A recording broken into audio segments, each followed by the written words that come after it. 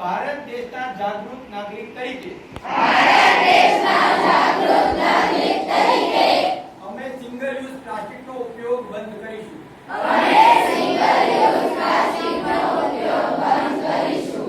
આ ધરતીને પ્લાસ્ટિક પ્રદૂષણથી મુક્ત કરીશું. અને નદી, પર્વતો, જંગલ, સમગ્ર જળાશયો અને જમીનને સ્વચ્છ રાખી પર્યાવરણનું જતન કરીશું. અમે અમારા જન્મદિવસે એક વૃક્ષ વાવી તેનું જતન કરીશું.